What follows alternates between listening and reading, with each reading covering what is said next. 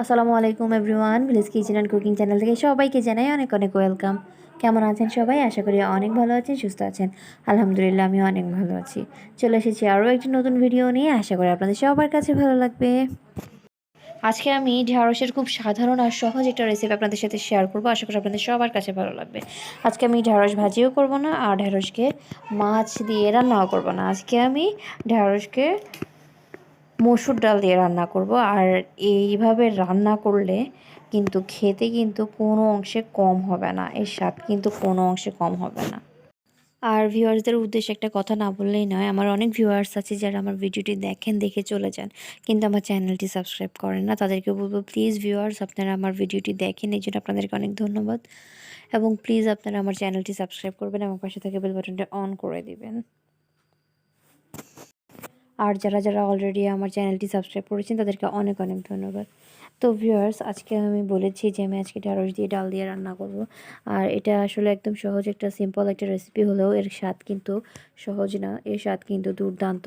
আপনারা বাড়িতে এভাবে একদিন হলেও রান্না করে দেখবেন, আশা করি আপনাদের কাছে খারাপ লাগবে না। তো সাথেই থাকুন, দেখতেই থাকুন, ভিডিওটি না টেনে সম্পূর্ণ দেখার অনুরোধ রইল। তো ভিউয়ার্স, আর কথা না বাড়িয়ে চলুন তাহলে শুরু করা যাক। শুরু করার আগে বলে নিই, যারা যারা এখনও পর্যন্ত আমার চ্যানেলটি সাবস্ক্রাইব করেনি তারা প্লিজ আমার চ্যানেলটি সাবস্ক্রাইব করবেন এবং পাশে থাকা বেল বাটনটি অন করে দিবেন। তো এখানে আমি ঢেঁড়সগুলো নিয়ে নিয়েছি। ঢেঁড়সগুলোকে আমি প্রথমেই ধুয়ে নিয়েছি। ধোয়ার পরে এখন এগুলোকে কেটে নিচ্ছি। দেখুন ভিউয়ার্স, আমি এগুলোকে কীভাবে কাটছি। একটা ঢেঁড়সকে 3 থেকে 4টা টুকরো করছি। তো এগুলোকে আমি এভাবে কেটে আগে ধুয়ে নিয়েছি, পরে কাটছি। আর ঢেঁড়স কখনোই আগে কেটে তারপরে ধুতে যাবেন না, তাহলে কিন্তু আসলে ভালো হবে না। এটা কীরকম পিচ্ছিল পিচ্ছিল হয়ে যাবে, এটা খেতেও আর ভালো লাগবে না। তো সবসময় ঢেঁড়সকে আগে ধুয়ে নেবেন, তারপরেই কেটে রান্না করবেন। তো একে একে আমি সবগুলো ঢেঁড়স এখানে কেটে নিচ্ছি। দেখতেই পাচ্ছেন আমি এখানে কিভাবে কাটছি।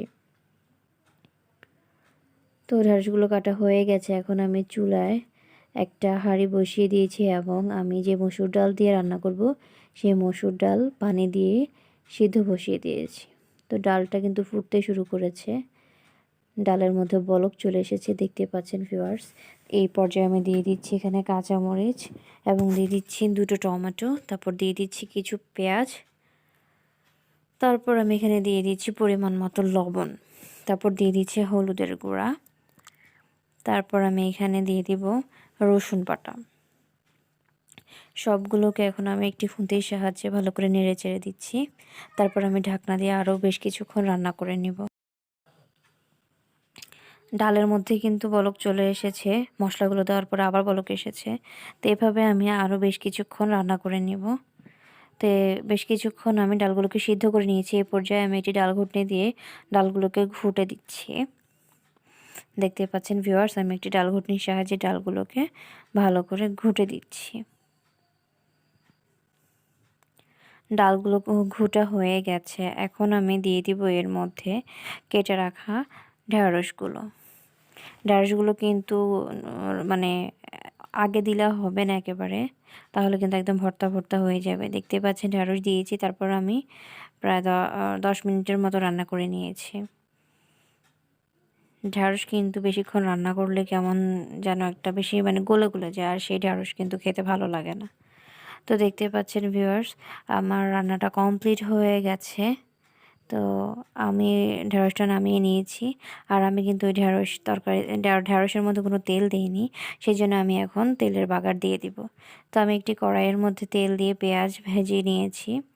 এখন আমি এই ভাজা পেঁয়াজগুলোকে আমি ঢেঁড়স তরকারির মধ্যে ঢেলে দিচ্ছি। আর এটাকে বাগার বলে, আমি জানি না কোথায় কি বলে। তো আমি এখন ঢেঁড়স তরকারির মধ্যে এই বাগারটা দিয়ে দিচ্ছি। আর এতে করে কিন্তু তরকারিতে অনেক সুন্দর একটা ফ্লেভার আসে, আর খেতেও কিন্তু ভালো লাগে। তো ভিউয়ার্স, আমি তরকারিটা একটা সার্ভিং ডিশে সার্ভ করে নিয়েছি। দেখতে পাচ্ছেন ঢেঁড়সগুলোর কিন্তু কালারটা কিন্তু সবুজই আছে, আর দেখতে যেমন সুন্দর হয়েছে, খেতে কিন্তু তার চেয়ে বেশি সুস্বাদু হয়েছে। এটা আপনারা না খেলে আসলে বুঝবেন না। তো ভিউয়ার্স, আপনাদের হয়তোবা এই রেসিপিটা ভালো লেগেছে, আশা করি ভালো লাগবে।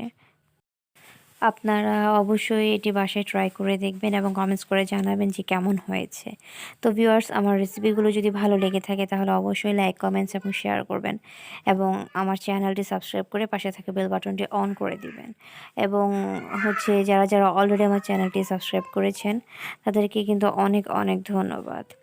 আর আরেকটা কথা সেটা হচ্ছে যে অনেক ভিউয়ার্সরাই আছেন যারা আমার ভিডিওটি দেখেই চলে যান, চ্যানেলটি সাবস্ক্রাইব করেন না। তাদের উদ্দেশ্যে বলছি, প্লিজ আমার চ্যানেলটি সাবস্ক্রাইব করবেন এবং পাশে থাকা বেল বাটনটি অন করে দিবেন এবং আমার রেসিপিগুলো ভালো লেগে থাকলে অবশ্যই লাইক, কমেন্টস এবং শেয়ার করবেন। তো ভিডিওটি এতক্ষণ পর্যন্ত দেখার জন্য আপনাদের সবাইকে অনেক অনেক ধন্যবাদ। সবাই ভালো থাকবেন, সুস্থ থাকবেন, আমার জন্য দোয়া করবেন। তো আল্লাহ হাফেজ।